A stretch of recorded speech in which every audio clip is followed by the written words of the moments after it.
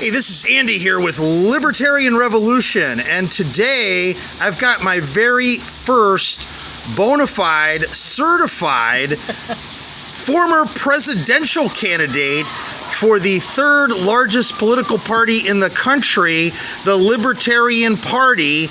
I have Joe Jorgensen, who was not only the Libertarian Party presidential candidate in 2020, she was also the vice presidential candidate in 1996. Now, just a little backstory on this.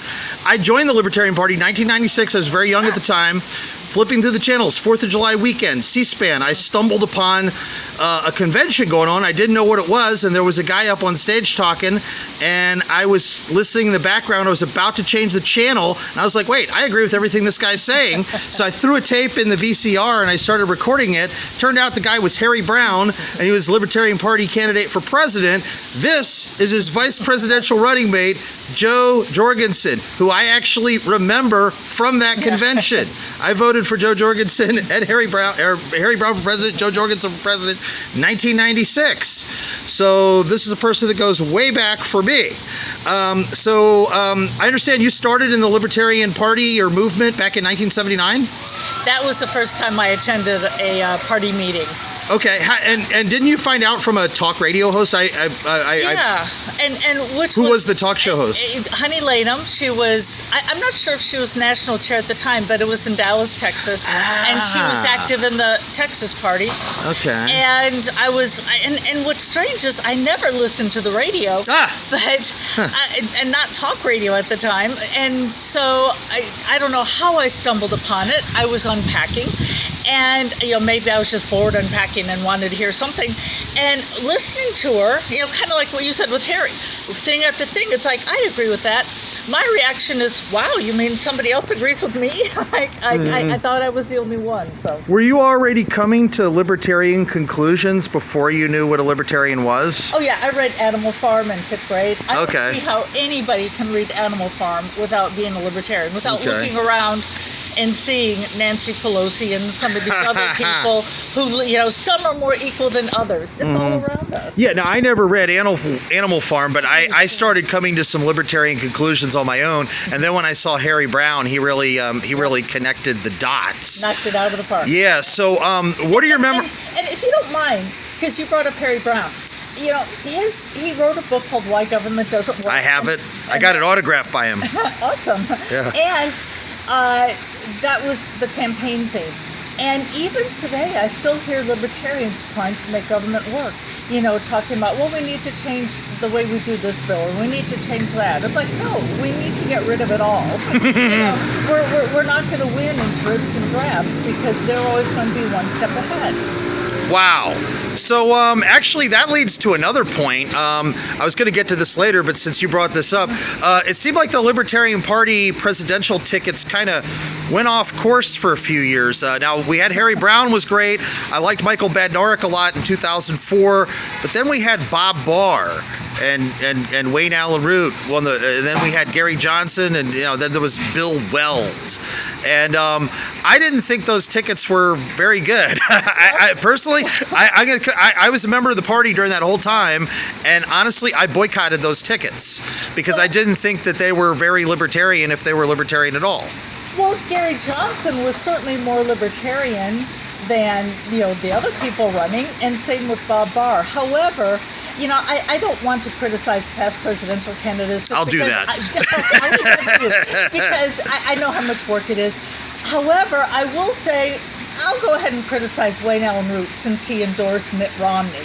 He was encouraging. He did that though. He did that when he was on the LNC. That was not when he was a vice presidential candidate. He did that as an LNC member. That was years later. I didn't agree with it though. Yeah, but the point is he is a past VP candidate, and past VP candidates should not be endorsing Democrats or Republicans. Well, what Bill Weld did was actually even worse because and then Johnson was too, but Weld and Johnson, but I guess more Weld, but Johnson did it as well. They were kind of gushing over how wonderful Hillary Clinton was during the campaign, and then Weld endorsed Joe Biden, which was pretty disgusting. But fortunately, he's not in the party anymore.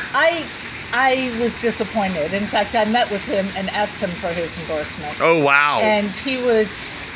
Was that before or after he left the party? It was during the campaign. It was probably after he left the party then, because I think he left the party before you got in the race. Oh, really? Yes. Yeah. But... What did he say? He's a politician, and he's very tactful, very diplomatic, and in a very polite way said no, although he didn't say no. And so I could tell it was a lost cause. Yeah. Let me consider. But it wasn't even as strong as let me consider. But that was one of the problems with this last election, is that so many people, even people who normally voted Libertarian, were like, oh my gosh, we can't have Trump, or oh my gosh, we can't have Biden, worst person ever. And so that was a lot to overcome. And so I'm really proud of our results, which, by the way... Over 1.8 million votes? Was it 1,865,000 something? Yes, but even more than that, I beat Gary Johnson's first run. And so many times people say, oh, we need somebody with name recognition. We need, two-term governor. I was a nobody. Nobody knew my name. And yet I was able to beat him. So it just shows that we've got the right ideas if we just present them right and get out there in front of people. Well, I'll tell you what, before you were running, not too many people knew who you were, but after you got the nomination, your name recognition skyrocketed. Yeah. And I ran into people, I went out and collected signatures to help get you on the ballot, actually, and I ran into random people who did know who you are. Not everybody, but more so than you would think. Oh, me too. In fact, I was at an airport in Denver. Well, I should say the airport. I mean, there's basically one large one. And I was walking really fast, down the aisle, and I had my mask on. And somebody recognized me and stopped me. Oh, are you Joe Jorgensen? Like, how do you even recognize me with a mask on? Somebody else recognized me. And I wasn't even in my hometown. And I've had people recognize me on the airplane and other places. And that really does surprise me. But it just shows that we were able to get out there, despite the fact that there was a pandemic. And yes, we did actually shake many hands. We got a bus. And yes, the bus tour was great. Yep. I went and saw you on the bus tour when you were in Roseville, California. Yes. And that was great old-fashioned politics. Yep. A whistle stop. Whose idea was the bus tour? That was Jess Mears. Oh, Jess. I know Jess. Yeah, Jess Mears is great. Yeah. I give her complete credit. Wow. In fact, a lot of people ask me, so, your picture was painted on the bus. Do you get to keep it? Actually, it was wrapped in plastic, and Jess knew all that and did all the research. Wow, that was fantastic. But yeah, if you don't mind my letting me, I got to admit, I did feel a little guilty regarding Gary Johnson, because here we are with our little, $3 million campaign with this $500,000 bus, whatever it was. Gary Johnson, with his $12 million campaign, was in basically a little camper, but because of the pandemic, venues were shutting down, musicians weren't touring. Silver lining. Right, and the buses, and I hate to say that because people died. But, I know. But yeah, so people, so the bus companies were like, we'd rather get very little money than no money, so we got it at a fraction of the cost. And if you've ever heard of Luke Combs, which I'm sorry, I'm not... Country music artist, I believe. Exactly. Yes. Now, I probably shouldn't say this, that I don't like country music because it's like one of the largest formats, but I don't really know who Just he is. Unfamiliar with them, yeah. But, yes, it was one of his buses, one of his tour buses. Okay. Well, that was a stroke of good luck there in an otherwise kind of bad year in a lot of ways. But I liked how you had your picture and it said Joe Jorgensen for president on the bus, and you're riding all over the country. And just think about how many people saw that bus. I mean, must have been, who knows, tens of thousands, hundreds of thousands. Do you remember how many states you were in? I never counted. I don't even know. We got to almost all of them, but for instance, we wanted to go to Hawaii, but they were shut down. By the time they opened up, the schedule didn't work out. There were some other states that were shut down. New York wouldn't let us go there for a while. But yeah, speaking of the bus, we were covered by quite a few local news stations. They would come out and tape the speech, ask me questions afterwards. And sometimes they would say, okay, so where should we stand? And I'd say, how about right next to the bus? So I would move them to in front of the bus so they see the big bus in the background, so that our campaign got the credit it deserved. And Did you ever have people come up to you, like just maybe you were at a gas station or something or a rest stop and saying, hey, what's this? Oh, yeah. Well, in fact, one of the funniest ones, some guy came out and, noticed my picture was on the bus.